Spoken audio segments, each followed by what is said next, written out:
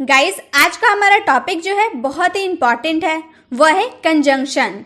जब हम कोई सेंटेंस को बनाते हैं तो कंजंक्शन का उसमें बहुत ही बड़ा रोल होता है। दो सेंटेंस, जो दो वाक्य हम बोलते हैं ना, उसको आपस में जोड़ने का काम ही कंजंक्शन करता है। तो स्क्रीन पे आप जितने भी कंजंक्शन देख रहे हैं, आज हम इस वीडियो में सभी को बारी बारी करके सीखेंगे। वीडियो थोड़ी लंबी जरूर होगी, लेकिन इस वीडियो को देखने के बाद आपको काफी हेल्प मिलेगी। आई प्रॉमिस गाइज, इस वीडियो को देखने के बाद आपको पछतावा नहीं होगा कि आपका टाइम वेस्ट हुआ है। अब कंजंक्शन होते क्या है, एक एग्जाम्पल देख लेते हैं। Rohan is a good boy, मतलब रोहन एक अच्छा लड़का है। ये तो सिंपल वाक्य हम लोगों ने बोला। दूसरा, Sohan is a good boy, Sohan एक अच्छा लड़का है। अब दोनों तो हम लोगों ने एक ही सेंटेंस बोला ना, रोहन एक अच्छा लड़का है, सोहन एक अच्छा लड़का है। अगर यही दो सेंटेंस को, दो वाक्यों को हम आपस में जोड़ेंगे तो कैसे बोलेंगे? Rohan and Sohan are good boys, Rohan और सोहन अच्छे लड़के हैं। तो हम लोगों ने क्या किया, दो अलग अलग सेंटेंस, दो अलग अलग वाक्य को आपस में जोड़ दिया। किसके द्वारा? कंजंक्शन के द्वारा। ये जो एंड है ना, ये हमारा कंजंक्शन है, ठीक है। तो कंजंक्शन का काम ही होता है दो वाक्यों को आपस में जोड़ देना।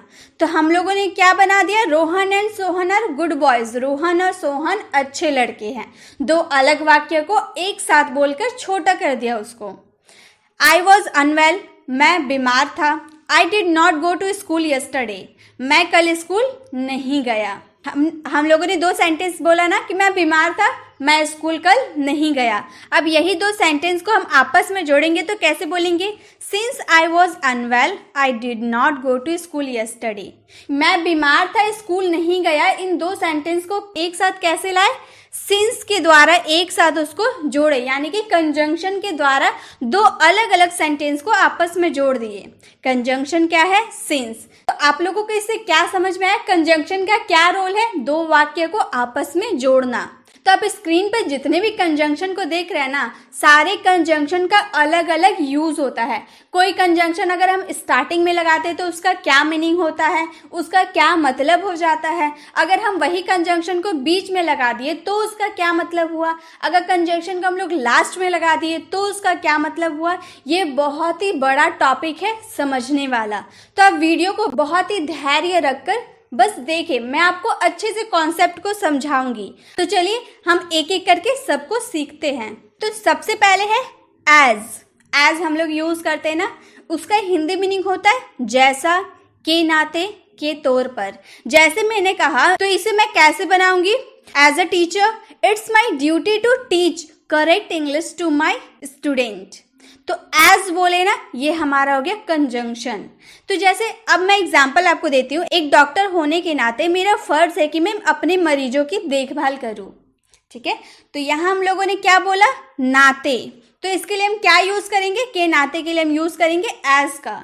तो बोलेंगे as a doctor it's my duty to take care of my patient. As a doctor it's my duty to take care of my patient. एक डॉक्टर होने के नाते मेरा फर्ज है कि मैं अपने मरीजों की देखभाल करूं।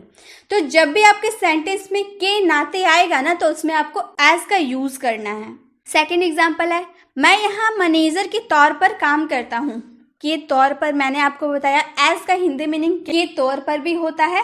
तो जब आपको बोलना मैं यहाँ मैनेजर के तौर पे काम करता हूँ, या मैं यहाँ नौकर के तौर पे काम करता हूँ, मैं यहाँ टीचर के तौर पे काम करता हूँ, तो तौर पे आप बोल रहे हैं ना, मतलब उसमें एज का यूज करना है आपको। I am working here as a manager. I am working here, मैं यहाँ काम करता हूँ एज अ मैनेजर, मैनेजर के तौर पर। क्लियर? तो यहाँ पर दो सेंटेंस कि मैं काम करता हूँ मैनेजर के तौर पर, दो सेंटेंस को आपस में कौन जोड़ रहा है? एज, हमारा कंजंक्शन। एज जो हमारा कंजंक्शन है। जैसा आप कहें, ये आप यूज करते होंगे ना, जैसा आप कहें। जैसा, एज का मतलब जैसा भी होता है। तो जैसा आप कहें एज यू से, आपने बहुत बार यूज किया होगा ना, जैसा आप कहें एज यू से। तो एज क्या है? हमारा कंजंक्शन है। जैसा आप कहें एज यू से।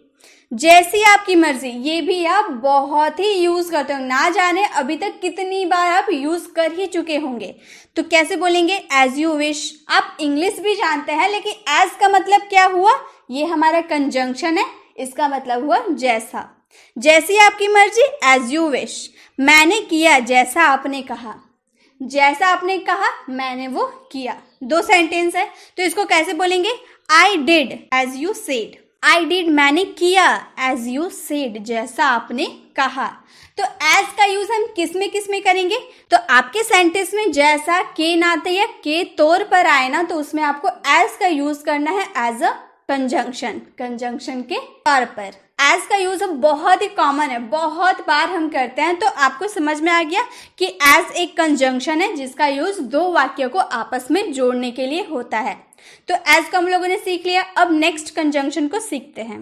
एज सून एज, जैसा ही। ये हम लोगों ने बहुत सुना है, स्टूडेंट लाइफ से लेकर अभी तक हम लोग ये पढ़ते आ रहे हैं इंग्लिश ग्रामर में कि कंजंक्शन क्या होता है? एज सून एज, जैसा ही, या फिर आप कह रहे ज्यों ही। जैसा ही या ज्यों ही बात एक ही है। इसके लिए हम द मोमेंट का भी यूज करते हैं। एज सून एज की जगह आप द मोमेंट का भी यूज कर सकते हैं। कैसे करेंगे वो भी मैं आपको बताती हूँ। जैसे ही मैं तुझे कॉल करूँ तो निकल जाना। आपका फ्रेंड बोल रहा कि हम कहीं बाहर जाएंगे, जैसे मैं कॉल करूंगी तुम बाहर निकल जाना। तो बोलेंगे एज सून एज, जैसे ही या ज्यों ही मैं कॉल करूँ, आई कॉल यू, यू लीव, तुम निकल जाना। जैसे ही मैं तुम्हें कॉल करूँ तुम निकल जाना। As soon as I call you, you leave. Next, अब हम लोगों ने एज सून एज तो लगा दिया, अब द मोमेंट लगाकर कैसे बनाएंगे? तो जहां आपने एज सून एज लगाया ना, वहां पे आपको द मोमेंट लगाना है। द मोमेंट, जैसे ही मैं तुम्हें कॉल करूँ, आई call you, you leave. The moment I call you, you leave. जैसे ही मैं तुम्हें कॉल करूँ तू निकल जाना। क्लियर? एज सून एज लगा के भी हम ये सेंटेंस को बना सकते हैं, द मोमेंट लगा के भी हम ये सेंटेंस को बना सकते हैं। जैसे वो आया मैं चला गया, ये पास्ट इंडेफिनिट का है ना। जैसे ही वो आया मैं चला गया। As soon as he came, I left. As soon as, जैसे ही कैम, वह आया, मैं चला गया, आई लेफ्ट। अब द मोमेंट लगा के बोलेंगे द मोमेंट, जैसे ही या ज्यों ही कैम, वह आया, आई लेफ्ट, मैं चला गया। अब है जैसे ही वह आएगा मैं ऑफिस निकल जाऊंगा। अब मैंने बोला जैसे ही वह आएगा, आएगा, गागेगी, आएगा, तो यहाँ पे तो हम लोग को विल लगाना था, हम लोगों ने विल क्यों नहीं लगाया? तो गाइस उसका भी एक रूल है। वो रूल ये है, we will have to use present indefinite tense with as soon as when we speak about the future. We should not use will. अगर आप फ्यूचर की भी बात कर रहे हैं ना, तो एज सुन एज के साथ आपको प्रेजेंट इंडेफिनिट को ही फॉलो करना है। फ्यूचर में इसका यूज नहीं होगा, इसमें विल का यूज नहीं करना है। क्लियर? तो हम लोगों ने क्या कहा? जैसे ही, एज सुन एज, वो आएगा, he comes. He third person singular था इसीलिए कम का हम लोग कम्स कर दिए। मैं ऑफिस के लिए निकल जाऊंगा, आई leave for the office, I leave for the office. यहाँ पे हम लोग नहीं चेंज करेंगे, बट यहाँ पे हम लोगों ने आई विल यूज कर दिया। As soon as he comes, I leave for the office. अब द मोमेंट लगा के बोलेंगे the moment he comes, I leave for the office. The moment he comes, I leave for the office. तो आपने इसमें क्या समझा? आपको रूल हमेशा याद रखना है। फ्यूचर की भी बात करें ना, प्रेजेंट इंडेफिनिट टेंस को फॉलो करना है, फ्यूचर में विल नहीं लगाना है। भले आप फ्यूचर की बात करें लेकिन आपको विल नहीं लगाना है, ये आपको ध्यान में रखना है। तो एज सुन एज को भी हम लोगों ने जान लिया। एज सुन एज की जगह हम द मोमेंट का भी यूज कर सकते हैं एज सुन एज को हटाकर। ये मैंने आपको सिर्फ कॉन्सेप्ट समझाया, लेकिन जब हम इसकी प्रैक्टिस करेंगे ना, तो मैं और भी इस पर एग्जाम्पल दूंगी और जल्द ही मैं इसकी प्रैक्टिस क्लास आप लोगों के लिए लेकर आऊंगी, ताकि आप ये कॉन्सेप्ट आपको याद हो जाएगा, तो आप प्रैक्टिस बहुत ही आसानी से कर पाइएगा। नेक्स्ट है हमारा as well as. As well as means साथ ही साथ। एज वेल एज मीन्स साथ ही साथ। जैसे वो साथ ही साथ उसकी 3 बहनें अमेरिका जा रही है, मतलब आप अमेरिका जा रहे और आपके साथ 3 बहन भी जा रही है, तो मैं क्या बोलूंगी? वो, और साथ ही साथ उसकी 3 बहनें अमेरिका जा रही है। कैसे बोलेंगे? वो के लिए तो ही, साथ ही साथ के लिए क्या लगाएंगे? As well as. ठीक है, साथ ही साथ के लिए एज वेल एज। उसके बाद उसकी 3 बहनें, हिज 3 सिस्टर्स, अमेरिका जा रही है, is going to America. He as well as his 3 sisters is going to America. वो साथ ही साथ उसकी 3 बहनें भी अमेरिका जा रही है. रवि पढ़ा लिखा है, साथ ही साथ उसके माता पिता भी पढ़े लिखे हैं. तो इसे हम कैसे बोलेंगे? Ravi is educated. रवि पढ़ा लिखा है, साथ ही साथ as well as उसके माता पिता भी पढ़े लिखे हैं. His parents are also educated. Ravi is educated as well as his parents are also educated.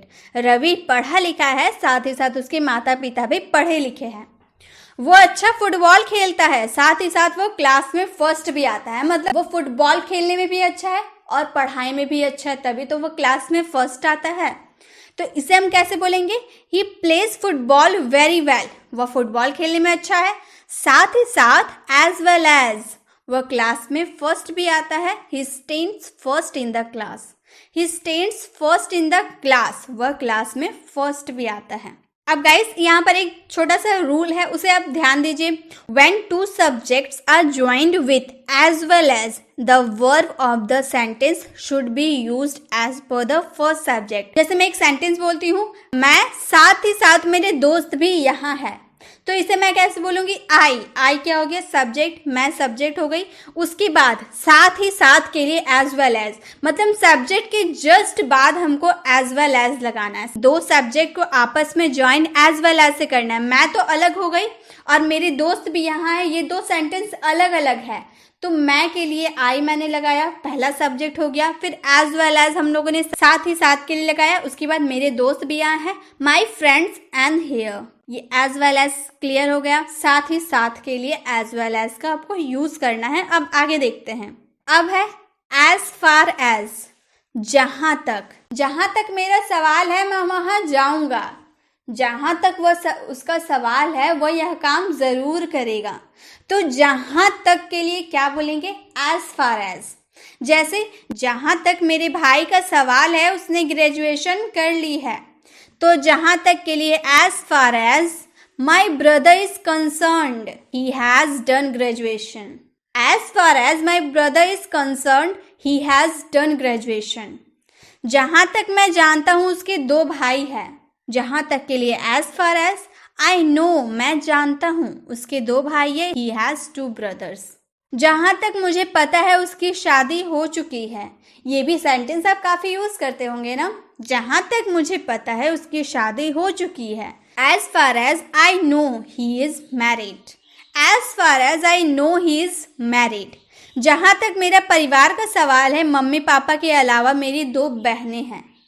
As far as जहां तक के लिए as far as my family is concerned apart from mummy and papa I have 2 sisters. As far as my family is concerned, apart from mummy and papa, I have 2 sisters.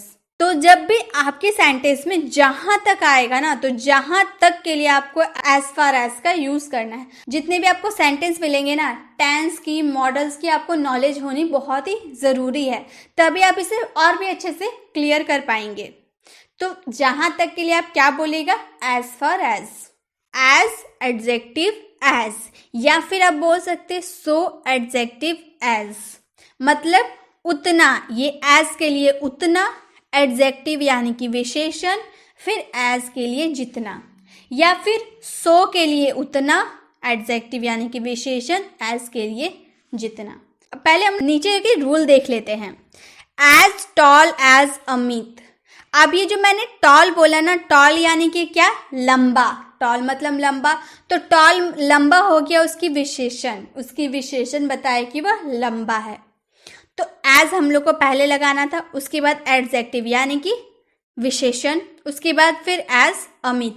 As tall as Amit, उतना लंबा जितना अमित. या फिर अगर हमें इस तरह से भी बोल सकते हैं, अमित के जितना लंबा. दोनों तो सेम सेंटेंस है, उतना लंबा जितना अमित या फिर अमित के जितना लंबा. एज शॉर्ट एज राकेश, उतना छोटा जितना राकेश, या फिर हम इस तरह बोले राकेश के जितना छोटा.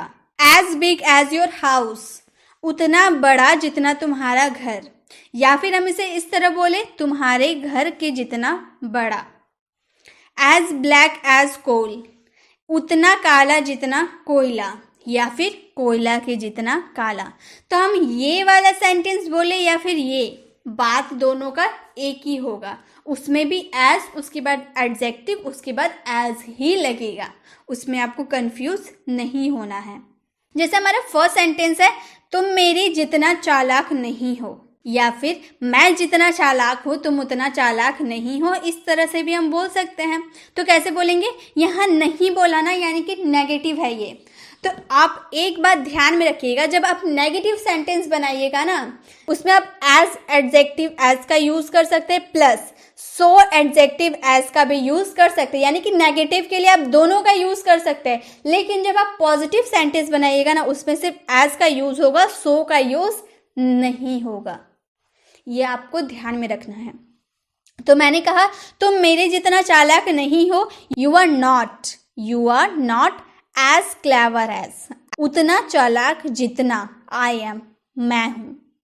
तुम मेरे जितना चालाक नहीं हो सकते, you are not as clever as I am. या फिर हम इसे इस तरह से बना सकते हैं, नेगेटिव है इसलिए सो का भी यूज कर सकते हैं। यू आर नॉट, एज की जगह सिर्फ आप सो का यूज कर दीजिएगा, clever as I am. You are not so clever as I am. तुम मेरे जितना चालाक हो, यहाँ हम लोगों ने नेगेटिव बोला था ना, तुम मेरे जितना चालाक नहीं हो, तो हम लोगों ने दोनों को फॉलो किया। लेकिन जब हम पॉजिटिव बोलेंगे ना, तुम मेरे जितना चालाक हो, तो उसमें सिर्फ एज का यूज होगा। You are as clever as I am, you are as clever as I am, तुम मेरे जितना चालाक हो। सो का यूज यहाँ पे हम लोगों ने नहीं किया है। क्या तुम उसके जितना अच्छा नहीं गा सकते? अब नहीं बोला तो आपको झट से समझ में आ गया ना, इसमें एज का भी यूज कर सकते हैं, प्लस सो का भी यूज कर सकते हैं। जैसे हम लोगों का फर्स्ट है, can't you sing as good as he can. अगर सो लगा के बनाएंगे तो can't you sing so good as he can. तो इस तरह से आपको एज एडजेक्टिव प्लस एज का यूज करना है, या फिर so plus adjective plus as का यूज करना है। कब? पहले उतना, फिर विशेषण, चालाक हो, अच्छा हो, बुरा हो, बहादुर हो, जो भी रहे विशेषण, उसके बाद जितना। तो इस सेंटेंस का मैं आपको एक होमवर्क देती हूँ, वो जितना सुंदर है उतना सुंदर तुम नहीं हो। इसका आंसर आपको कमेंट बॉक्स में करना है। अब है नॉट, नाइदर, या फिर नाइदर की जगह आप नॉर का भी यूज कर सकते हैं। इसका हिंदी मीनिंग नहीं, वो भी नहीं। जैसे मैंने कहा, मैंने नहीं पूछा ना उसने पूछा, तो बोलेंगे I didn't ask, he didn't ask either. अब यहाँ आइदर हम लोगों ने लगाया, अब यहाँ तो आइदर नहीं, तो आप कंफ्यूज नहीं हो ना। मैं आइदर के बारे में भी आपको अच्छे से एक्सप्लेन करने वाली हूँ आगे। तो I didn't ask, he did not ask either, ये सिंपल हम लोगों ने बनाया। आई डिडंट आस्क, मैंने नहीं पूछा, उसने भी नहीं पूछा, या वो भी नहीं पूछा, दोनों बोल सकते हैं। नॉर डिड ही, या फिर नाइदर डिड ही, नॉर का भी यूज कर सकते हैं, नाइदर का भी यूज कर सकते हैं, उसमें कोई दिक्कत नहीं है। वह नहीं जा पाया ना मैं जा पाया, ही कुड नॉट गो, वो नहीं जा पाया, पाया सका अभी मैंने थोड़ी देर पहले ही बताया था, तो इसमें हम लोग कुड का यूज करते हैं। वो नहीं जा पाया, ही कुडंट गो, ना मैं जा पाया, आई कुडंट गो आइदर।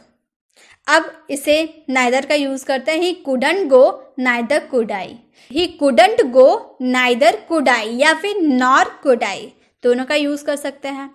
तुम नहीं आते, वो भी नहीं आता, तुम नहीं आते हो तो भाई वो भी नहीं आता है। You don't come, he doesn't come either, you don't come, he doesn't come either, या फिर you don't come neither does he, या फिर नॉर डज ही। तो तुम नहीं आते, वो भी नहीं आता, you don't come neither does he.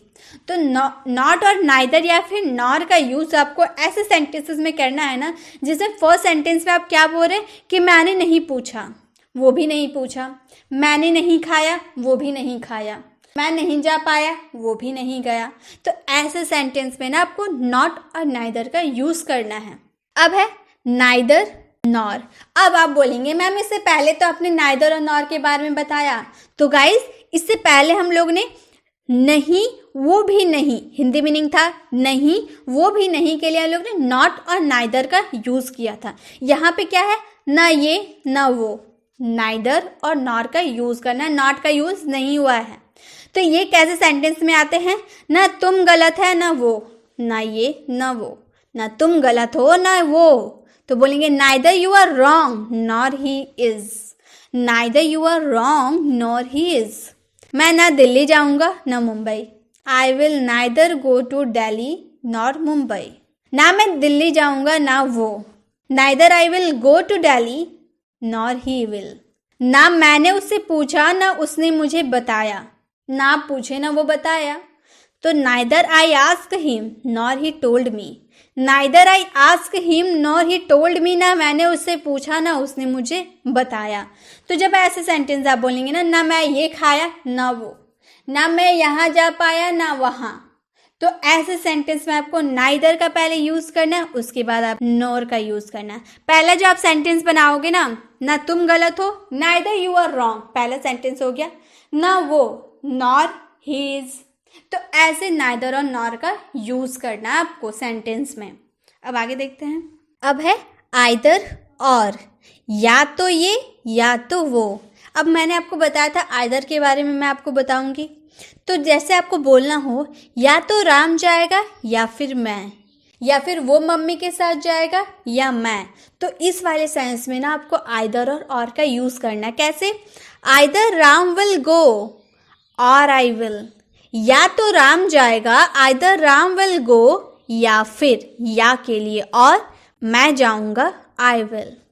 Either Ram will go और आई विल, या तो राम जाएगा या फिर मैं, या तो तुम गलत हो या वो, either you are wrong or he is, either you are wrong or he is.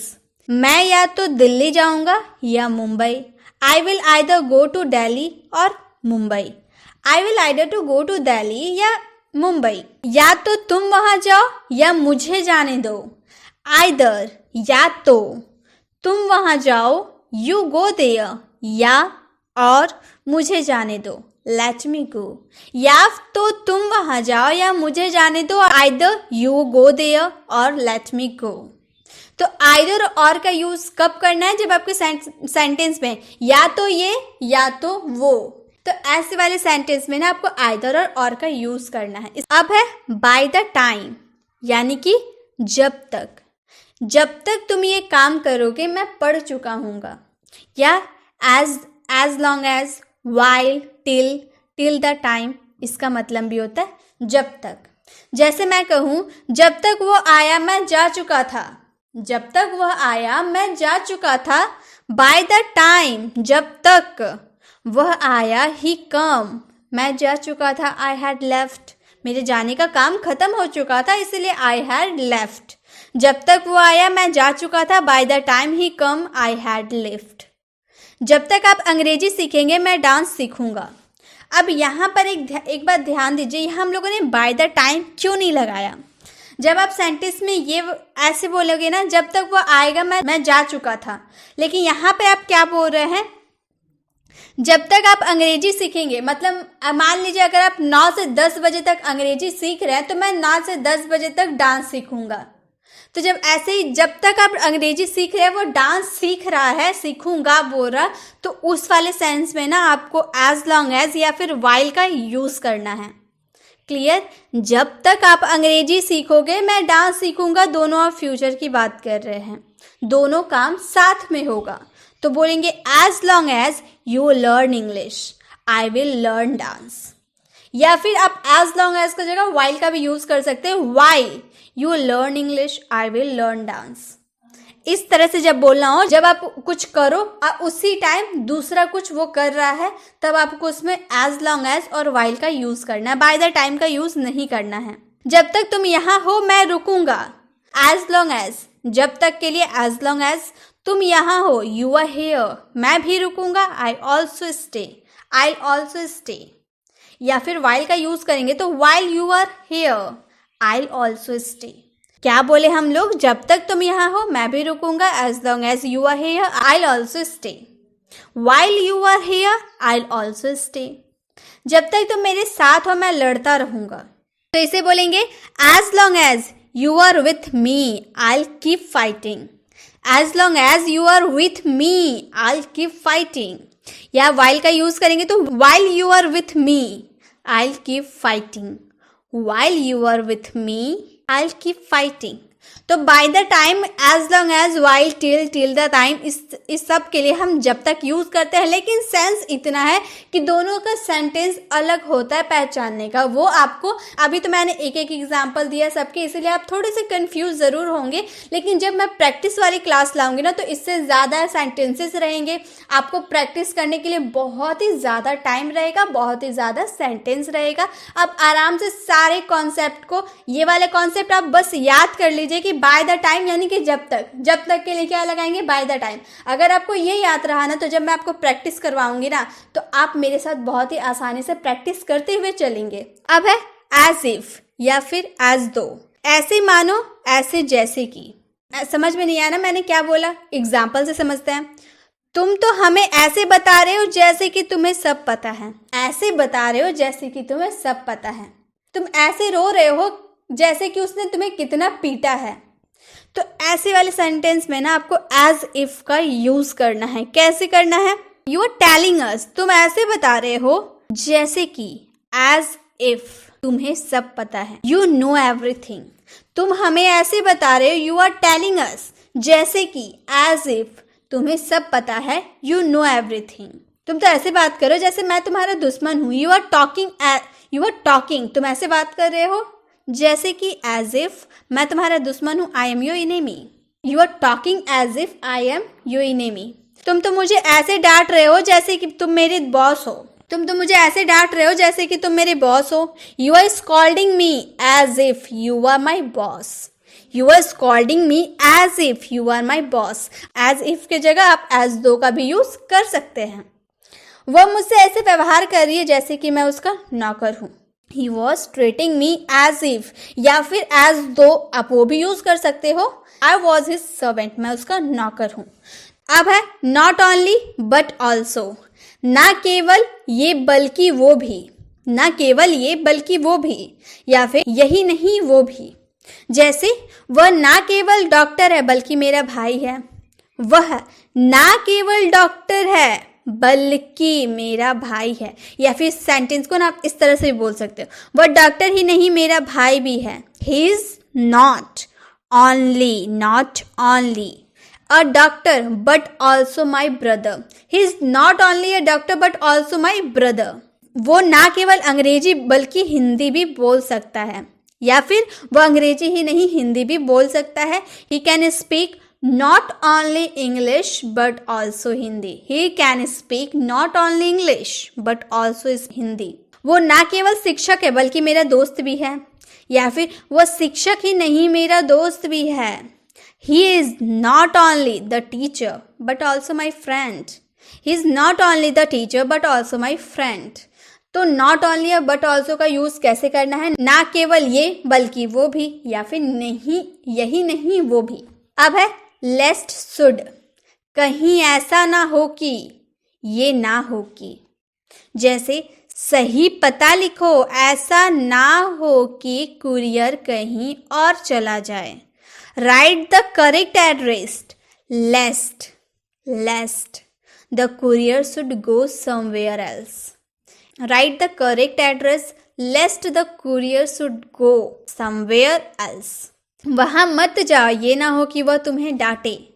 Mummy अक्सर हमें बोलती है कि भाई वहाँ मत जाना, और अगर हम जाने की कोशिश करते हैं तो भाई बोलते हैं तुम वहाँ मत जाओ, ये ना हो कि मम्मी तुम्हें डांटे। तो ऐसे वाले सेंस में आपको लेस्ट शुड का यूज करना है। Don't go there lest he should scold you. Don't go there lest you should scold you. वहाँ मत जाओ, ये ना हो कि वह तुम्हें डांटे। मैं मेहनत करूँगा कहीं ऐसा ना हो कि फेल हो जाऊं। I'll work hard lest I should fail. I work hard lest I should fail. तो जब आप सेंटेंस में कहीं ऐसा ना हो, ये हो जाए, तो ऐसे वाले सेंटेंस के लिए आपको लेस्ट शुड का यूज करना है कंजक्शन के तौर पर। अब है अदरवाइज, बहुत यूज होता है, बहुत ही ज्यादा यूज होता है। या फिर और एल्स, नहीं तो या फिर वरना। सही पता लिखो, नहीं तो कुरियर कहीं और चला जाएगा। इसमें अदरवाइज का यूज कैसे करेंगे? Right the correct address otherwise, नहीं तो या फिर वरना। Otherwise the courier can go somewhere else. या राइट द करेक्ट एड्रेस और else the courier can go somewhere else. Otherwise का भी यूज कर सकते हैं, वहां हटाकर और एल्स का भी यूज कर सकते हैं। वहां मत जाओ नहीं तो वह तुम्हें डांटेगा। डोंट गो देयर अदरवाइज, नहीं तो या फिर वहां मत जाओ वरना वो तुम्हें डांटेगा। Otherwise he will scold you. Don't go there otherwise he will scold you. Don't go there or else he will scold you. Don't go there or else he will scold you. वहाँ मत जाओ नहीं तो वह तुम्हें डांटेगा। मुझे मेहनत करनी पड़ेगी वरना मैं फेल हो जाऊंगा। I'll have to work hard otherwise I will fail. I have to work hard or else I will fail. अब नहीं तो या वरना के लिए अदरवाइज का भी यूज कर सकते हैं और एल्स का भी यूज कर सकते हैं। उसके लिए कोई रूल नहीं है कि ये कहाँ यूज होगा, ये यहाँ नेगेटिव में होगा, ये पॉजिटिव में होगा, इसके लिए कोई रूल नहीं है। आपको बस अदरवाइज की जगह और एल्स का यूज कर सकते हैं आप अपने सेंटेंस में, उससे कोई दिक्कत नहीं होगा। दोनों का मतलब एक ही होता है, नहीं तो या फिर वरना। किसी को एडवाइस देते बोलते ना तुम यह मत खाओ नहीं तो तुम बीमार पड़ जाओगे, तो ऐसे सेंटेंस के लिए अदरवाइज या और एल्स का आप यूज कर सकते हैं। So that, so as to, ताकि, ताकि भी हम बहुत यूज करते हैं। सही पता लिखो ताकि कुरियर कहीं और ना चला जाए। राइट द करेक्ट एड्रेस ताकि, so that the courier doesn't go anywhere else. Write the correct address so that the courier doesn't go anywhere else. अब इसमें हम so as to का भी यूज तो कर सकते हैं, so that भी यूज कर सकते हैं, so as to का भी यूज कर सकते हैं। तो इसका यूज कैसे करेंगे? Write the correct address so as to let the courier not go somewhere else. Write the correct address so as to let the courier not go anywhere else. तुम ये करो ताकि तुम कह सको कि तुमने कुछ किया है। तुम ये करो ताकि तुम भी कह सको कि तुमने कुछ किया है। Do it so that you could also say that you have done. Do it so that you could also say that you have done something. या फिर do it so as to, so as to का use हम लोगों ने ताकि के लिए किया। Be able to say that you have done something. Do it so as to be able to say that you have done something. मैं मेहनत करूँगा ताकि मैं एग्ज़ाम में पास हो सकूँ। I'll work hard so that I could pass the exam. I will work hard so that I could pass the exam. या फिर I'll work hard so as to be able to pass the exam. I'll work hard so as to be able to pass the exam. मैं मेहनत करूँगा ताकि मैं exam में पास हो सकूँ। तो so as to और so that का यूज अब ताकि के लिए करते हैं। अब है that's how, इसी तरह तो या इसी तरह से। जैसे मैं ऐसे ही तो क्रिकेट खेलने सीखा, या फिर आप बोल सकते हैं मैंने इसी तरह से तो क्रिकेट खेलना सीखा या इसी तरह तो क्रिकेट खेलना सीखा। तो that's how I learned to play cricket. That's how I learned to play cricket. मेरे पापा इसी तरह कंप्यूटर सीखे। That's how my father learns computer. That's how my father learned computer. इसी तरह मुझसे बात की वरना मैं उससे क्यों लड़ता। इसी तरह मतलब इसी बहुत रूडली मुझसे बात की इसीलिए मैं उससे लड़ पड़ा। तो इसी तरह उसने बात की वरना मैं उससे क्यों लड़ता। That's how he talked to me. Otherwise, यहाँ वरना यूज किए, वरना के लिए हम लोग सीखे otherwise का यूज करेंगे। Why would fight him? That's how he talked to me. Otherwise, why would fight him? तो that's how का यूज हम इसी तरह या इसी तरह से के लिए हम करते हैं that's how का यूज। अब है that's when, तभी या उसी समय। उसी समय मैंने भी नौकरी ज्वाइन की। तुमने जब की थी तभी मैंने भी नौकरी ज्वाइन की। That's when also joined the job. That's when also joined the job. जब पापा आए तभी मेरा दोस्त भी पहुंच गया। When पापा come, that's when my friend reached too. उसी साल मैंने भी नौकरी ज्वाइन की। That's the year. उसी समय हम नहीं बोल रहे हैं, उसी साल बोल रहे हैं। तो that's the year also joined the job. तो that's when के लिए तभी या उसी समय का हम यूज करेंगे। अब है और, जो बहुत ही ज्यादा यूज होता है। उसका मतलब क्या होता है? या। आप ये किताब खरीद सकते हैं या फिर वो किताब। या फिर एक ही बात है। आप या भी बोल सकते हैं या फिर भी बोल सकते हैं। तो आप ये किताब खरीद सकते हैं, you can by this book. या फिर और वो किताब, that book. You can by this book और दैट बुक। आप ये किताब खरीद सकते हैं या फिर वो किताब। मैं आपको क्या दूं, ये या वो? तो मैं आपको क्या दूं के लिए what shell I give you, this और दैट। ये या वो, दिस और दैट। तो या का यूज तो बहुत ही सिंपल है गाइस, आप हमेशा करते भी होंगे। या एक कंजक्शन है, दो वाक्यों को जोड़ने का काम करता है। एंड का मतलब होता है और ये भी बहुत ही कॉमन है, बहुत यूज करते हैं। पंकज और रवि अच्छे दोस्त हैं, या मोहन सोहन अच्छे दोस्त हैं, सीता गीता अच्छी दोस्त है। तो पंकज एंड रवि, और बोल दिया तो एंड तो बोलना पड़ेगा। Pankaj and Ravi are good friends. Pankaj and Ravi are good friends. वो तुझे और मुझे मुंबई भेज रहा है। वो तुझे और मुझे मुंबई भेज रहा है। He is sending you and me to Mumbai. He is sending you and me to Mumbai. तो और एंड का यूज तो बहुत ही सिंपल था, आपको समझ में भी आया होगा। अब है for, as, because और since। क्योंकि या चूंकि के सेंस में हम इसका यूज करते हैं। एक बात आप याद रखिएगा, क्योंकि हमेशा वाक्य के बीच में आता है। मैं स्कूल नहीं गया था क्योंकि मैं बीमार था। चूंकि हमेशा सेंटेंस का आगे में रहता है। चूंकि मैं बीमार था, मैं स्कूल नहीं गया। चूंकि मैं ये काम कर रहा था इसीलिए मैं वहां नहीं जा पाया। तो हम जैसे भी बोले, हम कभी कभी चूंकि को बीच में घुसा देते हैं और क्योंकि को आगे लाते हैं, तो वो बात करने का अलग तरीका है। लेकिन अगर हम अच्छे तरीके से बोलना चाहें ना, तो क्योंकि हमेशा बीच में आता है और चूंकि हमेशा फर्स्ट में आता है। जैसे मैं यहाँ नहीं आया क्योंकि मैं बीमार था। मैं यहाँ नहीं आया क्योंकि मैं बीमार था। क्योंकि हम लोगों ने बीच में लगाया, तो क्योंकि के लिए क्या है? For, as, because, since. तीनों हम यूज कर सकते हैं। हालांकि फॉर का यूज हम लोग के लिए भी करते हैं, ये आपको पता होगा। तो मैं यहाँ नहीं आया क्योंकि मैं बीमार था। आई डिडंट कम क्योंकि, because I was unwell. I didn't come, मैं नहीं आया बिकॉज आई वॉज अनवेल। तो बिकॉज का यूज हम लोगों ने कर दिया। अब यही सेंटेंस को एज का यूज कैसे करेंगे? आई didn't come as I was unwell. I didn't come as I was unwell. अब for का use, I didn't come for I was unwell. अब देखिए यहाँ पे मैंने for से पहले कॉमा लगाया है ना, यहाँ पे एक रूल है, always use comma just before for is used in middle for the sentence. अगर आप for का यूज सेंटेंस में मिडिल में कर रहे हैं ना, बीच में कर रहे हैं, तो for का पहले कॉमा देना ही पड़ेगा आपको। अगर आप बोल रहे हैं तो कॉमा बीच में आ रहा है, आपको समझ में नहीं आया, I didn't come for I was unwell। आप बोल रहे हैं तो कॉमा दे रहे या नहीं दे रहे उससे कोई मतलब नहीं है। लेकिन अगर आप सेंटेंस को लिख रहे हैं तो आपको for से पहले कॉमा देना पड़ेगा, ये रूल है एक। अब इसका यूज हम सिंस के लिए करते हैं, लेकिन इससे पहले आप रूल को देखिए।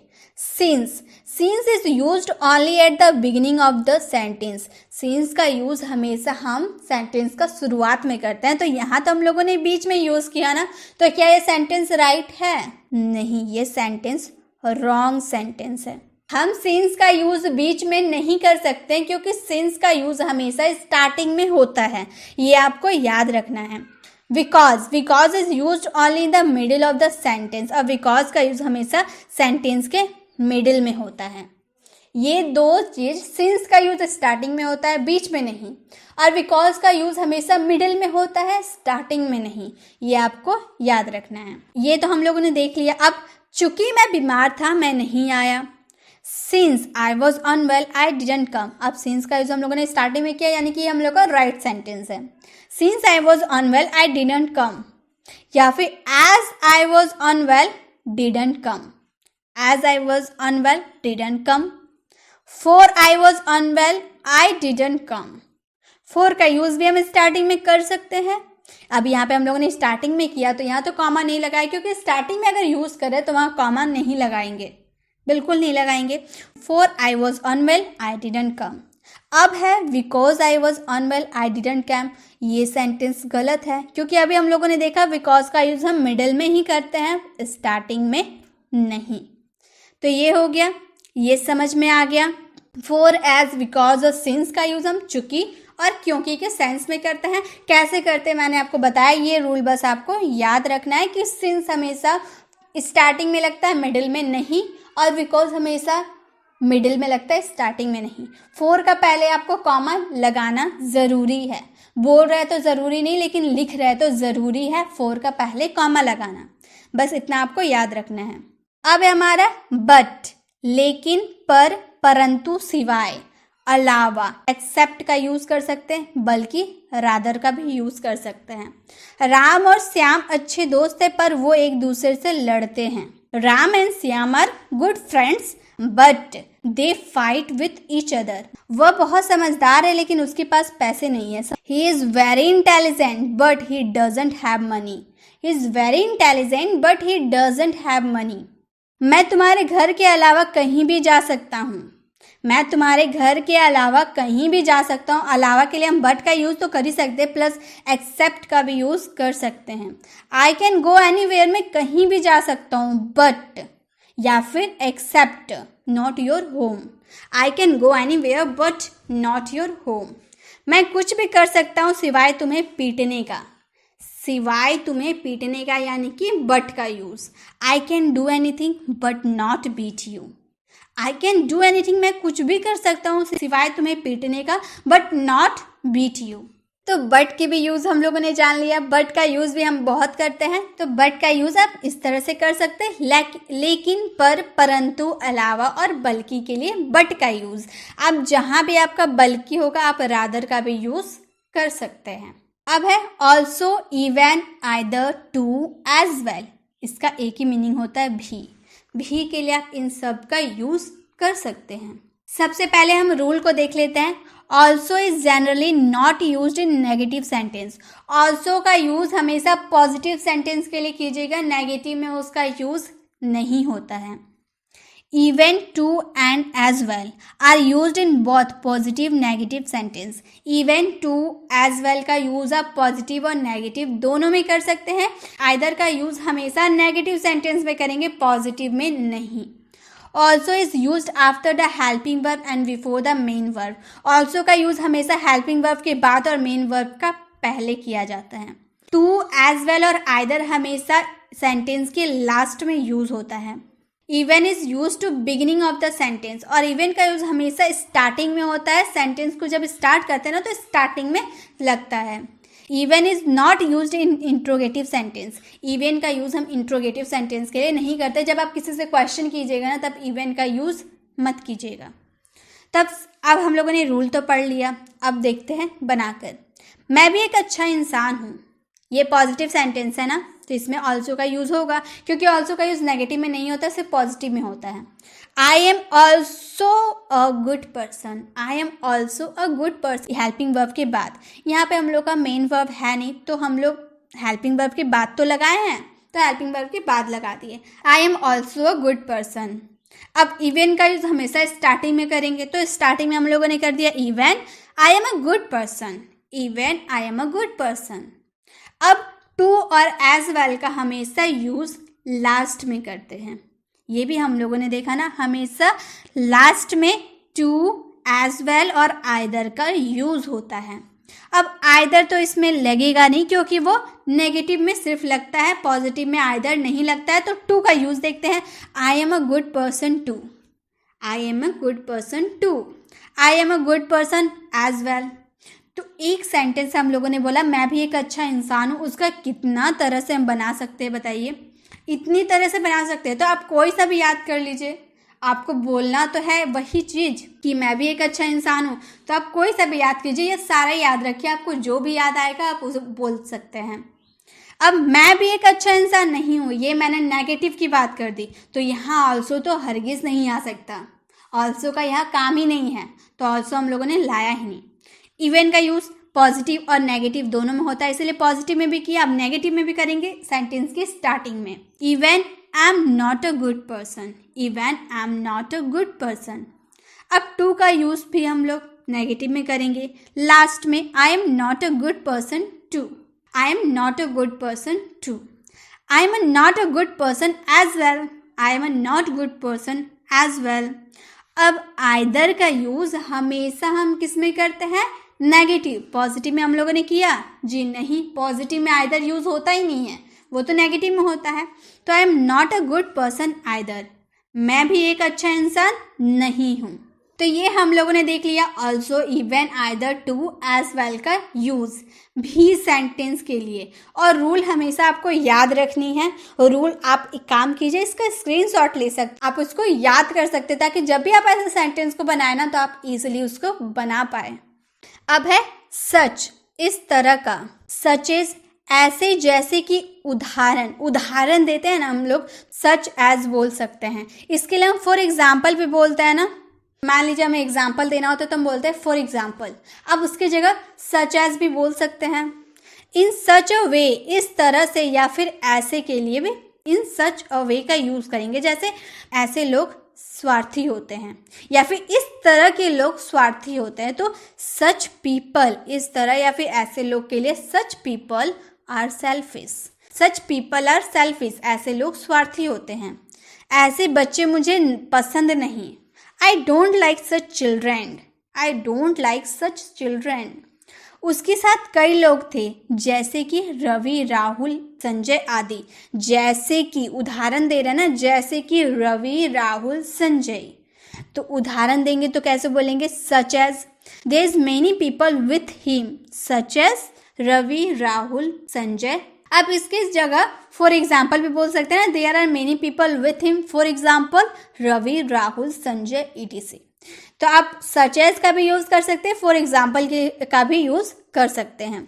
तुम ऐसे बोलते हो कि हर कोई तुम्हारी बात सुनना पसंद करता है। इस तरह की बात वो बोलता होगा कि सब लोग उसकी बात सुनना पसंद करते हैं। यू स्पीक इन सच अ वे, इस तरह की बात बोलते हो, that everyone loves to listen to you, हर कोई तुम्हारी बात सुनना पसंद करता है। तो सच का यूज इस तरह जब आपको बोला हो ना, इस तरह के बच्चे, इस तरह का लोग, इस तरह के वो, इस तरह के ये, तो इस तरह के जब आपको बोलना हो ना उसमें सच का। और जब आप किसी चीज की एग्जाम्पल देना चाहोगे, जैसे कि ये, जैसे कि वो, यानी कि सच एज। और ऐसे के लिए हम लोग इन सच ऑफ वे का यूज कर सकते हैं। अब है वेयर एज या फिर वाइल, जबकि के सेंस में हम इसका यूज करते हैं। जब रवि की शादी हुई वो 25 साल का था। जब रवि की शादी हुई वो 25 साल का था, जबकि उसकी पत्नी 19 की। When Ravi got married, he was 25, whereas his wife was 19. When Ravi got married, he was 25, whereas his wife was 19. When Ravi got married, he was 25, while his wife was 19. तो आप वाइल का भी use कर सकते हैं, plus wear as का भी use कर सकते हैं। मेरे पास 10 रुपए हैं, जबकि तुम्हारे पास 50। जबकि बोल दिए, जबकि के सेंस में आपको ये दोनों में से कोई सा भी यूज करना है। जैसे I have 10 rupees, whereas, जबकि वेयर as you have 50। I have 10 rupees, where as you have 50। या फिर I have ₹10 while you have 50. I have ₹10 while you have 50. तो अब वेयर एज का यूज कीजिए या वाइल का यूज कीजिए जबकि के सेंस में। अब है वाइल प्लस वर्ब में ing, किसी काम को करते हुए दूसरा काम करना। किसी काम को करते हुए दूसरा काम करना। मैं चलते हुए पढ़ रहा हूँ, I am studying while walking. मतलब मैं चल भी रहा हूँ प्लस पढ़ भी रहा हूँ, मतलब एक काम करते करते दूसरा भी काम कर रहा हूँ। मैं चलने का भी काम कर रहा हूँ प्लस पढ़ने का भी काम कर रहा हूँ। मैं चलते हुए पढ़ रहा हूँ, I am studying while walking. क्या रवि पढ़ते हुए खाता है? Does Ravi eat while studying? Does Ravi eat while studying? वह मुझसे बात करते हुए तुम्हें देख रहा था। वह मुझसे बात करते हुए तुम्हें देख रहा था। He was looking at you while talking me. हम खेलते हुए लड़ रहे थे। We were fighting while playing. We were fighting while playing. तो जब आप एक काम को करते करते दूसरा काम करते तो उसमें वाइल प्लस वर्ब में ing आपको यूज करना है, आपको ये याद रखना है। अब है दैट्स वाई, इसलिए या तभी तो। जब हमारा सेंटेंस में इसलिए या तभी तो आता है तब उसके लिए हम कौन सा कंजंक्शन का यूज करते हैं? That's why. वो घर पर था इसलिए मैंने कॉल किया। वो घर पर था इसीलिए मैंने कॉल किया। ही वॉज एट होम, इसीलिए के लिए that's why I called. He was at home that's why I called. वो घर पे था इसीलिए मैंने कॉल किया। उसने ढंग से नहीं पढ़ा इसीलिए वो फेल हो गया। अक्सर पेरेंट्स बोलते हैं ना, वो ढंग से पढ़ाई नहीं किया इसीलिए वो फेल हो गया। तो इसीलिए के लिए that's why. He didn't study well, वह ढंग से नहीं पढ़ा। दैट्स वाई, इसीलिए ही फेल्ड, वह फेल हो गया। He didn't study well, that's why he failed. तभी तो मैं तुम्हें बता रहा हूँ, तुम्हें नहीं पता तभी तो मैं तुम्हें बता रहा हूँ। तो तभी तो के लिए भी तो हम दैट्स वाई का यूज करते हैं। तो that's why I am informing you, that's why I am informing you, तभी तो मैं तुम्हें बता रहा हूँ। मैं बीमार था इसीलिए मैं नहीं आया। आपसे कोई पूछता है ना कि भाई तुम मेरे घर क्यों नहीं आए थे, तो आप उसे जवाब दे रहे हो मैं बीमार था इसीलिए मैं नहीं आया। दो सेंटेंस, मैं बीमार था, मैं नहीं आया, कौन जोड़ रहा है? इसीलिए, यानी कि दैट्स वाई दो सेंटेंस को आपस में जोड़ रहा है। I was unwell that's why I didn't come, मैं बीमार था इसीलिए मैं नहीं आया। तो दैट्स वाई का यूज इसीलिए या तभी तो के लिए हम करते हैं। अब आगे देखते हैं। अब है दैट्स वेयर, यही तो, वही तो, इसी जगह तो, उसी जगह तो, इन सब के लिए हम दैट्स वेयर का यूज करते हैं। यही तो, वही तो, इसी जगह तो, उसी जगह तो। हम यहीं तो मिले थे उस दिन, हम यहीं तो मिले थे उस दिन। दैट्स वेयर, यहीं तो के लिए that's where we had meet that day, that's where we had meet that day, हम यहीं तो उस दिन मिले थे। मैं वही तो जा रहा हूँ, वहीं तो जा रहा हूँ, वहीं तो आएगा that's where. That's where I am going, मैं वहीं तो जा रहा हूँ, that's where I am going. वो उसी जगह तो खड़ा था जिस जगह तुम खड़े थे, तो उसी जगह के लिए दैट्स वेयर। वो उसी जगह तो खड़ा था, that's where was standing, that's where he was standing, उसी जगह तो वो खड़ा था। आप यहीं तो मेरे साथ पिज्जा खाए थे, that's where you had eaten pizza with me, that's where we had eaten pizza with me, आपने यहीं तो मेरे साथ पिज्जा खाया था। तो दैट्स वेयर कब हम यूज करेंगे? जब आपके सेंटेंस में यहीं तो, वहीं तो, इसी जगह तो, उसी जगह आएगा, तब आपको उसमें दैट्स वेयर का यूज करना है। अब है दैट्स whom, यहीं तो, वहीं तो, इसी को, उसी को। किसी सजीव की बात हो रही है ना, इसमें नीचे भी देख लेते, किसी सजीव की बात करेंगे तब। टॉकिंग अबाउट लिविंग बीइंग, किसी सजीव के बारे में बात करेंगे तब। जैसे हम सब मदद के लिए उसी को बुला रहे थे, जो हमेशा जो मदद करता है, हम सब मदद के लिए उसी को बुला रहे थे। दैट्स whom, उसी को, that's whom we all were calling for help, that's whom we all were calling for help। वही लड़का तो मैंने वहां देखा, that's the boy I saw there, that's the boy I saw there, वही लड़का को तो मैंने वहां देखा, उसी की बात तो मैं कर रहा था। That's whom I was talking about, that's whom I was talking about, उसी की तो मैं बात कर रहा था, उसी लड़के की बात तो मैं कर रहा था। ऐसे भी आप बोल सकते हैं कि उसी लड़के के बारे में तो मैं बात कर रहा था। That's the boy I was talking about, that's the boy I was talking about, मैंने उसी को डांटा था। दैट्स whom had scolded, मैंने उसी को डांटा था, वही तो मैंने वहां देखा। That's whom I saw there, that's whom I saw there, उसी को तो मैंने ये काम दिया था। That's whom I had given this task, that's whom I had given this task। जो आपके सेंटेंस में यही तो, वही तो, इसी को, उसी को जब आएगा ना, तो उसमें आपको क्या यूज करना है? That's whom। किसी सजीव की बात करेंगे तब। अब है दैट्स व्हाट, यही तो, वही तो, यही बात तो, वही बात तो। अभी हम लोगों ने यही तो, वही तो किसके लिए देखा था? दैट्स whom के लिए। लेकिन वहां पर क्या था? किसी सजीव की बात करेंगे तब हम दैट्स whom का यूज करेंगे। लेकिन दैट्स व्हाट का यूज हम कब करेंगे? किसी मुद्दे या किसी निर्जीव की बात करेंगे। टॉकिंग अबाउट द इशू और नॉन लिविंग, आप किसी मुद्दे की बात करेंगे तब दैट्स व्हाट का यूज करेंगे, और जब किसी निर्जीव की बात करेंगे तब उसमें दैट्स व्हाट का यूज करेंगे। यही तो मेरे पास नहीं है, मान लीजिए कलम, कार, कुछ भी आपके पास नहीं है, तो आपने बोला यही तो मेरे पास नहीं है, तो that's what I don't have, that's what I don't have, यही तो मेरे पास नहीं है। यही किताब तो मैं ढूंढ रहा था, ये निर्जीव हो गया, तो यह निर्जीव के लिए तो हम दैट्स वॉट का यूज करेंगे। यही किताब तो मैं ढूंढ रहा था, that's the book I was looking for. That's the book I was looking for, वही बात तो मुझे कंफ्यूज कर रही है। यीशु की बात कर दिए, वही बात तो मुझे कंफ्यूज कर रही है। That's what is confusing me. That's what is confusing me, वही बात तो मुझे कंफ्यूज कर रही है। वही तो मैंने देखा, वही तो मैंने वहां देखा। That's what I saw there.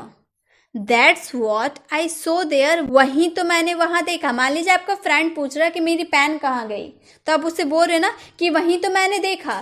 Pen की बात किए, किसी निर्जीव की बात की है, तो आप बोलेंगे that's what I saw there, मतलब वहीं पे मैंने तुम्हारा पेन देखा था, यही तो तुम मुझे समझा रहे थे। That's what you were making him understand. That's what you were making him understand, वही पेन तो मैंने वहां देखा। That's the pen I saw there. That's the pen I saw there, वही पेन तो मैंने वहां देखा। तो जब आप किसी सजीव की बात करेंगे तो दैट्स हुम का यूज करेंगे, और जब किसी निर्जीव या मुद्दे की बात करेंगे तब दैट्स व्हाट का यूज करना है। अब है provided but only when, but only if. बशर्ते, शर्त यह है कि, पर जब जब।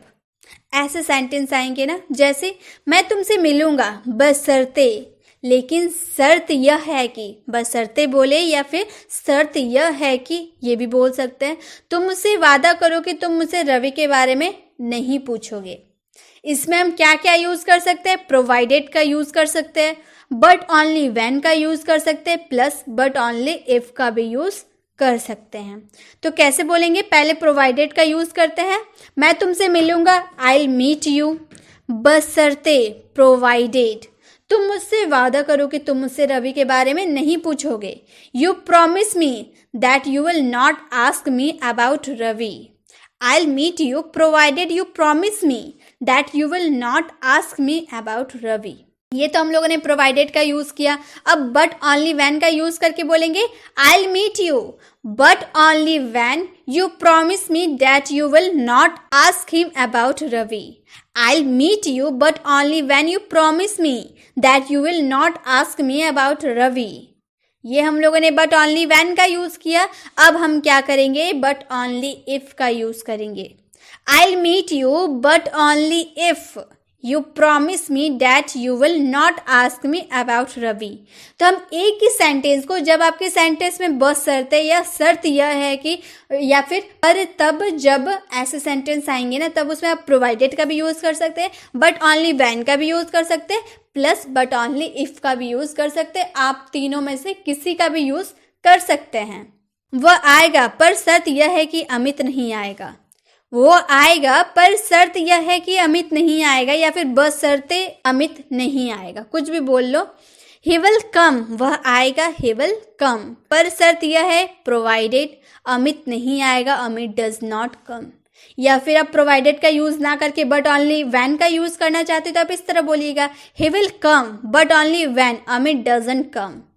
अगर आप बट ओनली इफ का यूज करें तो बोलिएगा, he will come but only if Amit doesn't come. तो आप तीनों में से किसी का भी यूज कर ले, आपका सेंटेंस वही रहेगा कि वह आएगा, पर शर्त यह है कि अमित नहीं आएगा। तो आप किसी का भी यूज कर सकते हैं। ऑल्दो, दो, इवन इफ, इवन दो।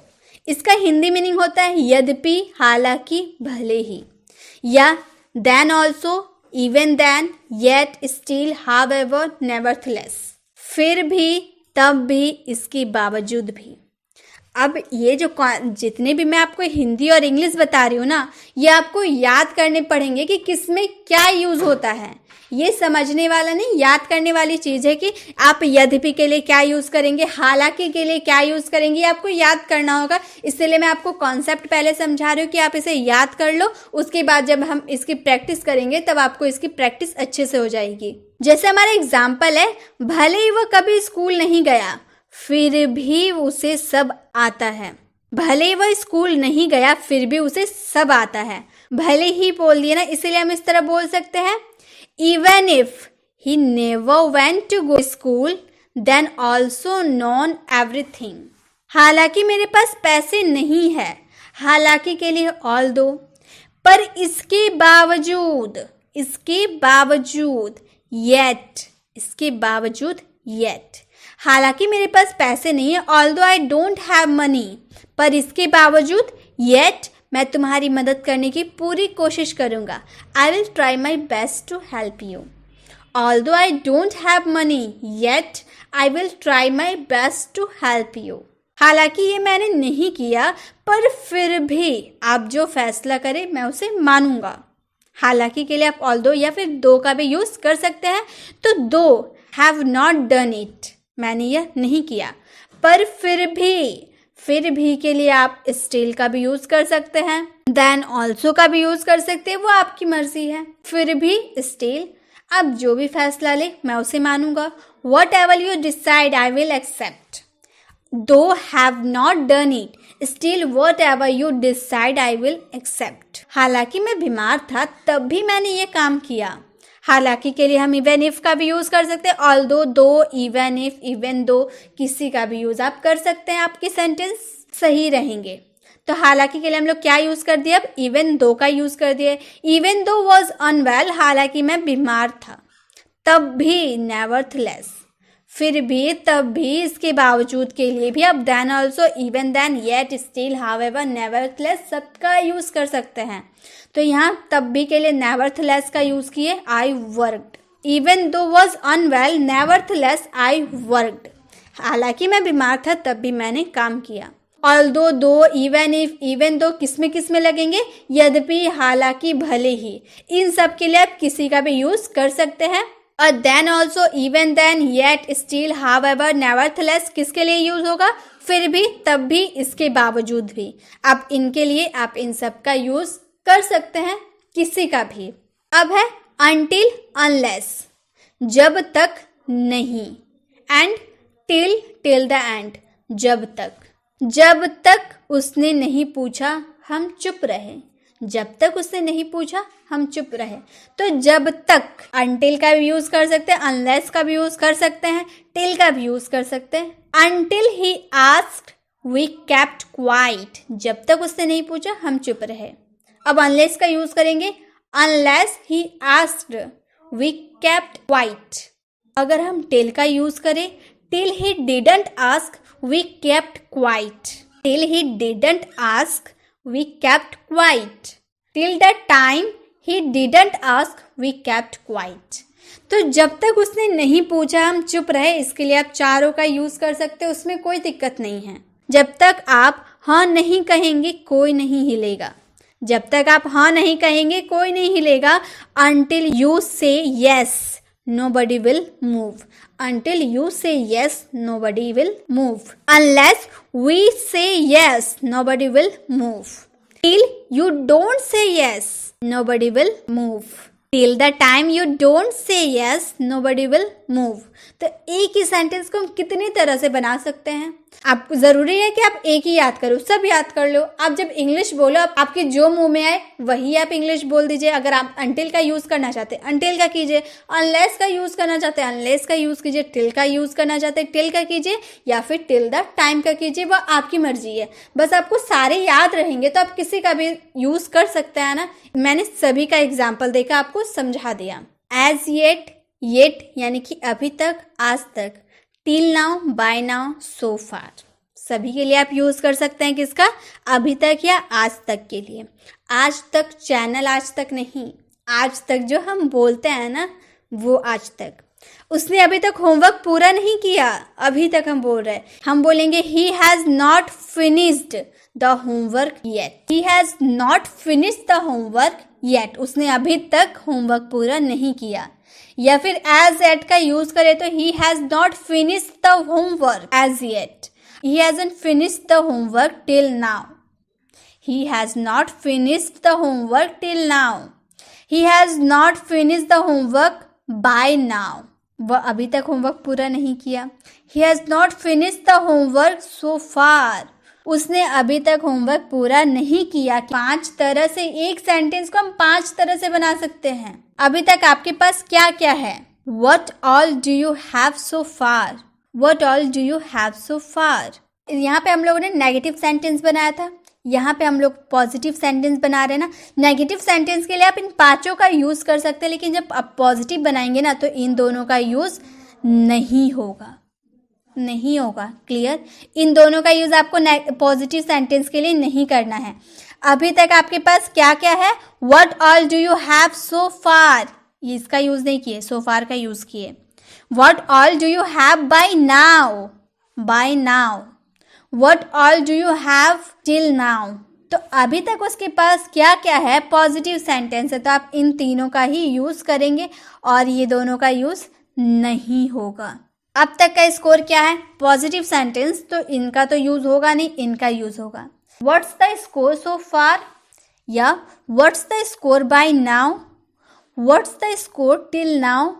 तो पॉजिटिव सेंटेंस को हम 3 तरह से बना सकते हैं, प्लस नेगेटिव सेंटेंस को हम 5 तरह से बना सकते हैं। तो आप इन सबको याद कर लीजिएगा कि अभी तक और आज तक के लिए आप क्या क्या यूज कर सकते हैं। As yet, yet, till now, by now, so far, इन सभी का यूज कर सकते हैं। अब है hardly, when, no sooner had then, ही था।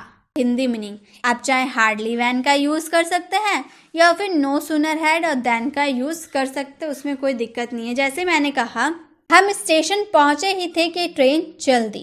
We had hardly reached the station when the train left. We had hardly reached the station when the train left. No sooner had और than का use करेंगे तो no sooner had we reached the station than the train left. अब हम ये sentence के लिए hardly then और नो सूनर हैड और देन का यूज तो कर ही सकते हैं, प्लस आप एज सून एज का भी यूज कर सकते हैं और द मोमेंट का भी यूज कर सकते हैं, जो हम लोगों ने इससे पहले सीखा था एज सून एज और द मोमेंट के लिए। As soon as we reach the station the train left, आप इस तरह से भी बोल सकते हैं, या फिर आप इस तरह से बोल सकते हैं the moment we reach the station the train left. तो इस सेंटेंस को ना चारों तरीके से बना सकते हैं। मैं पहुंचा ही था कि वह दोनों आ गए। I had hardly reached when they both came, I had hardly reached when they both came. No sooner had I reached then they both came, as soon as they both came, the moment I reached they both came. तो आप जब भी ऐसे sentence बोलेंगे ना, ही था, मैं पहुंचा ही था कि वह चला गया, मैं पहुंचा ही था कि वह स्कूल के लिए निकल गया, तो ही था के लिए आप क्या यूज कर सकते हैं? Hardly when, no sooner had then, as soon as या द मोमेंट, आप किसी का भी यूज कर सकते हैं। अब है वेदर, और चाहे वो आए या ना आए, बहुत यूज करते हैं ना, चाहे वो आए या ना आए मैं तो जाऊंगा। Whatever he comes or not will go, चाहे पंकज खेले या ना खेले तुम्हें खेलना चाहिए, चाहे पंकज खेले या ना खेले तुम्हें खेलना चाहिए। Whether Pankaj plays or not you should play, चाहे पंकज खेले या ना खेले तुम्हें खेलना चाहिए। तो आप की या के लिए भी कर सकते, जैसे मैं कह नहीं सकता कि वह खेलेगा या नहीं। I can't say weather he will play और नॉट, मैं कह नहीं सकता वो खेलेगा या नहीं। वह नहीं जानता था कि लोग आएंगे भी या नहीं। He didn't know whether people would come और नॉट, हमें नहीं पता था कि वो वहां जाता है या कहीं और। We have no idea whether he goes there or somewhere else, We have no idea whether he goes there or somewhere else. तो आप whether और का यूज आप चाहे या फिर की या के यूज कर सकते हैं। अब है still, even now, still even now, अभी भी या आज। क्या तुम्हारा भाई अभी भी खेलता है? Does your brother still play? और एक रूल आप पहले ध्यान दे दे, still is used after the helping verb and just before the main verb, whereas even now he used either at the beginning of the end of the sentence. जो still है, आप जो still का use करते हैं ना, ये just helping verb के बाद और main verb के पहले आता है। ये आपको याद रखना है कि स्टील का यूज आप कब करिएगा, जब आपके सेंटेंस हेल्पिंग वर्ब होगा ना उसके जस्ट बाद और मेन वर्ब के जस्ट पहले, यानी कि हेल्पिंग और मेन वर्ब के बीच में आपको स्टील का यूज करना है। और even now is generally used express surprise और एम्फसाइज। जब आपके जोरदार वाक्य को यूज इवन नाउ का यूज आप करेंगे और सरप्राइज वाले सेंटेंस के लिए भी आप इवन नाउ का यूज करेंगे। जैसे क्या तुम्हारा भाई अभी भी खेलता है। यहाँ पे आप सोचेंगे कि स्टिल का पहले तो हेल्पिंग वर्ब है नहीं और यहाँ रूल में तो हेल्पिंग वर्ब के बाद ही स्टिल लगाना है। तो गाइस आपका जो हेल्पिंग वर्ब है ना वो आगे लग गया। आपका हेल्पिंग वर्ब हो गया वो फर्स्ट में हो गया। अब फर्स्ट के बाद आपका जो सब्जेक्ट रहता है ना, हेल्पिंग वर्ब के बाद आपका सब्जेक्ट रहता है, वहाँ पे तो आप स्टिल का यूज नहीं कर सकते। अगर आप नॉर्मल सेंटेंस बनाते पहले आप सब्जेक्ट लिखते, उसके बाद हेल्पिंग वर्ब लिखते, उसके बाद मेन वर्ब लिखते, तो हेल्पिंग वर्ब और मेन वर्ब के बीच में आप क्या लगाते, स्टिल लगाते, तब आपके जो मैच करता। लेकिन यहाँ पे हम लोगों ने इंट्रोगेटिव सेंटेंस है तो डज का यूज़ पहले किया जाता है, इसलिए इसको हम लोगों ने डज के बाद नहीं लगाया, क्योंकि डज के बाद हम लोग का सब्जेक्ट लगता है। उसके बाद हम लोगों ने स्टिल लगाया जस्ट मेन वर्ब के पहले। तो does your brother still play, क्या तुम्हारा भाई अभी भी खेलता है। Does your brother play even now, does your brother play even now, क्या तुम्हारा भाई अभी भी खेलता है। जोरदार वाक्य है ना, अभी भी खेलता है। वो आज भी मुझसे मिलता है, ही स्टिल मीट्स मी। यहाँ पर हेल्पिंग वर्ब था ही नहीं, सिर्फ हम लोग का मेन वर्ब है, इसलिए मेन वर्ब के पहले हम लोगों ने लगाया ही स्टिल मीट्स मी, वह आज भी मुझसे मिलता है। इवन नाउ, अब हम लोग जोरदार वाक्य बोल रहे हैं ना, वो अभी भी मुझसे मिलता है। He meets me even now, he meets me even now. या फिर आप ये इवन नाउ का यूज स्टार्टिंग में भी कर सकते हैं। Even now he meets me, even now he meets मी, आप दोनों में से कहीं भी यूज कर सकते हैं, लास्ट में भी यूज कर सकते हैं, फर्स्ट में भी यूज कर सकते हैं। मैं अभी भी पढ़ रहा हूँ, आई एम स्टिल स्टडिंग। अब देखिए यहाँ पे हम लोगों ने हेल्पिंग वर्ब के बाद स्टिल लगाया और मेन वर्ब के पहले लगाया। आई एम स्टिल स्टडिंग, मैं अभी भी पढ़ रहा हूँ। I am studying even now, मैं अभी भी पढ़ रहा हूँ, I am studying even now, या फिर even now I am studying. तो स्टिल और इवन नाउ का यूज जब आप अभी भी या आज भी सेंटेंस में करते हैं ना, तो उसमें आपको स्टिल या फिर इवन नाउ का आप यूज कर सकते हैं। स्टिल का यूज आपको कैसे करना, आपके हेल्पिंग वर्ब के जस्ट बाद और मेन वर्ब के जस्ट पहले, ऐसे आपको स्टिल का यूज करना है। तो गाइस इसी के साथ मैंने आपको इंग्लिश में जितने भी कंजंक्शन होते हैं मैंने आपको सारे बता दिए। आई होप आपको कॉन्सेप्ट भी समझ में आई होगी। अगर आपको नहीं समझ में आया तो भी कोई बात नहीं, बहुत सारे मैंने कंजंक्शन बताए, बहुत सारे आपके दिमाग में थोड़े थोड़े कंफ्यूजन होंगे, तो आप दोबारा वीडियो को ऑन कीजिए, दोबारा उसे अच्छे से ध्यान देकर उसे सुनिए, देखिए आपको सब समझ में आने लगेगा। ये तो मैंने आपको कॉन्सेप्ट बता दिया, आपको कॉन्सेप्ट अगर समझ में आ गया तो मैं जो अपकमिंग वीडियोस में आप लोगों के लिए प्रैक्टिस क्लास लेके आने वाली हूँ, उसमें मैं आपको बहुत सारे एग्जाम्पल दूँगी, मैं उसमें आपको बहुत सारे होमवर्क भी दूंगी, आपको समझ में आता जाएगा, आप वो होमवर्क को कर भी पाइए। तो वीडियो कैसे लगी कमेंट में जरूर बताइए। अगर आपको वीडियो अच्छी लगी तो लाइक जरूर करें। अगर आप चैनल पर नए तो चैनल को सब्सक्राइब कर बेल आइकन जरूर क्लिक करें, ताकि जब भी मैं ऐसे इन्फॉर्मेटिव वीडियो लाऊं आप तक नोटिफिकेशन मिलती रहे। मिलते हैं नेक्स्ट वीडियो में, तब तक के लिए कीप